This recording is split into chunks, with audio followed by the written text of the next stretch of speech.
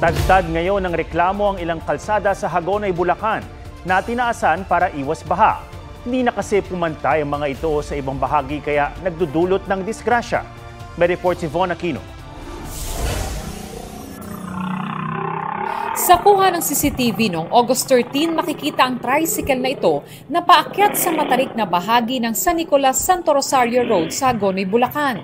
Nawalan ito ng balanse, tumagilid at tuluyang nabuwal sa kalsadang may baha.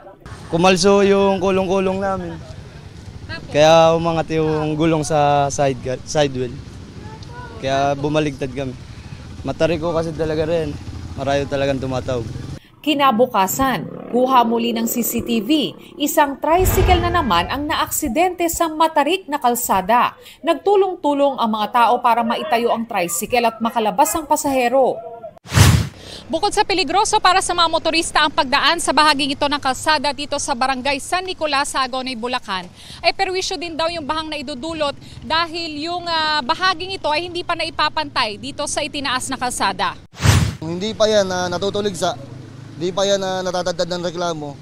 3, 4, isang araw ang aksidente. Masakit sa akin bilang isang kapitan. Dahil hindi naman namin pinababayaan to. Pag bumaha, tinutulungan kami ng mga kabarangay ko na nagpahiram ng water pump. Ang mababang bahaging ito na pinangyarihan ng mga aksidente, naiwan ng ipagawa at itaas ang kalsada. Sabi ng barangay kapitan ng San Nicolas, sinukat na ito noon ng engineer ng kontraktor ng DPWH bago itaas ang kalsada. Ang sabi nila nung alis na sila, hanggang dito lang sila. Yun ang pinarating sa amin. Hanggang yan lang daw po ang inabot ng kanilang kontrata. Na nung una ay sabi nila, aabot sila hanggang dulo. Bitin ng 60. Nang makita raw ito ng kanilang alkalde, gumawa ng paraan para mapahaba ang ramp at mabawasan ang tarik ng kalsada kaya't ang isang lane under construction pa. Habang ang isa pang lane tinambakan muna ng lupa. Approach lang. Kasi ang iniwan sa aming approach ng contractor ay halos 6 meters lang na dapat ay 12.5 yung haba.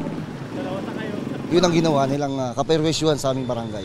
Ang mga motorista nag-adjust na ng kanilang tricycle. Tinaasan para hindi abutin ng baha. Nakatatakot. Baka buligtad. Ang nagtitinda ng isda napapagastos pa raw kapag nasisira ang kanilang tricycle pagdaan sa kalsada. Tulungan nyo naman po kami mga nagsisipaghanap buhay para naman po hindi kami maperwisyo.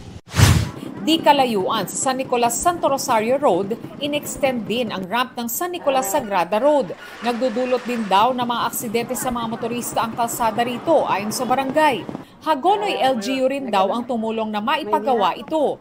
Sinisika pa namin kunan ng pahayag ang DPWH kaugnay dito. Von Aquino nagbabalita para sa GMA Integrated News.